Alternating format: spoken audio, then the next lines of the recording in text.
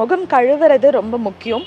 And நம்ம டேப்பை திறந்தாலே சம்மர் ஆச்சுன்னா வந்து சுடு சுடு சுடுன்னு தான் தண்ணி வரும். ஸோ முடிஞ்ச அளவுக்கு கொஞ்சம் வெதன்னு தண்ணி யூஸ் பண்ணுறது, ரொம்ப சூடாக இல்லாமல் இருக்கிறது பெட்டர். ஒரு நாளைக்கு அட்லீஸ்ட் 3 தடவை முகம் கழுவுறது ரொம்ப முக்கியம். மேக்கப் அந்த மாதிரி ப்ராடக்ட்ஸ் யூஸ் பண்ணுறாங்கன்னா டபுள் கிளென்சிங் அப்படிங்கிற ஒரு ப்ராசஸ் இருக்குது.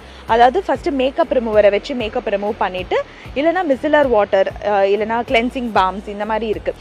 இதை வச்சு ஃபஸ்ட்டு அந்த மேக்கப்பை ப்ராப்பராக ரிமூவ் பண்ணிவிட்டு, அதுக்கப்புறம் உங்களோட ஜென்ரலாக நீங்கள் ரெகுலராக டே டு டே யூஸ் பண்ணுற அந்த கிளென்சர் இல்லைனா ஃபேஸ் வாஷை வச்சு முகம் கழுவுனதுக்கு அப்புறமா காலையில் பார்த்தா வெறும் சன்ஸ்க்ரீன் மட்டும் போட்டால் போதும். இப்போ வீட்டுக்குள்ளே இருந்தாலும் இந்த சன்ஸ்க்ரீன் ரொம்ப ரொம்ப முக்கியம்.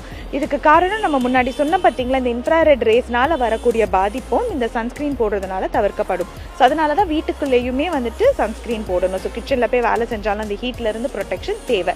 ஸோ இதுக்கு வந்து நீங்கள் சன்ஸ்க்ரீன் வாங்கும்போது ஐஆர் ப்ரொடெக்ஷனுங்கிறது கொடுத்துருப்பாங்க, இல்லைனா ப்ராட் ஸ்பெக்ட்ரம்ங்கிறத பார்த்து வாங்கலாம். ஸோ காலையில் வெறும் சன்ஸ்க்ரீன் மட்டும் போதும்.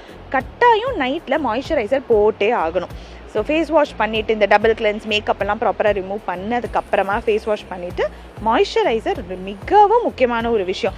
ஏன் வெயில் காலம் எதுக்கு மாய்ஸ்சரைசர்னால், நைட்டில் வந்துட்டு அந்த ரிப்பேரிங் கெப்பாசிட்டி வந்து நீங்கள் ஸ்கின்ல ஒரு லேயர் ஆஃப் மாய்ஸ்சரைசர் போட்டால் தான் நடக்க போகுது. எவ்வளோ தண்ணி குடித்தாலும் அது போய் அவுட்டர் லேயர் ஆஃப் ஸ்கின்ல வந்து பதிய போகிறது கிடையாது. அண்ட் இந்த வெளியில் இருக்கிற தோலுங்கிறது டே டு டே நம்மளுக்கு இந்த வெப்பத்தினாலேயோ சரி, காற்றுனாலேயும் சரி, பொல்யூஷன்னாலேயும் டஸ்ட்னாலேயும் ரொம்ப பாதிக்கப்படும்.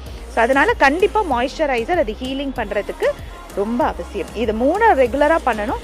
அஃப்கோர்ஸ் தண்ணி நிறைய குடிக்கணும். சம்மர் காலத்தில் வந்துட்டு கொஞ்சம் எவ்ரிடே வந்துட்டு இளநீ குடிக்கிறதா இருக்கட்டும், நுங்கு, அதுக்கப்புறம் வந்துட்டு நிறைய மோர் குடிக்கிறது, ப்ளஸ் நெல்லிக்காய் ஜூஸ், இதெல்லாம் நீங்கள் ரெகுலராக எடுத்தீங்க, எவ்ரிடே பேசிஸ் எடுத்திங்கனாலே கொஞ்சம் நல்லாவே அந்த ஸ்ட்ரெஸ் இன்டியூஸ் டேமேஜ்லாம் கம்மியாகும்.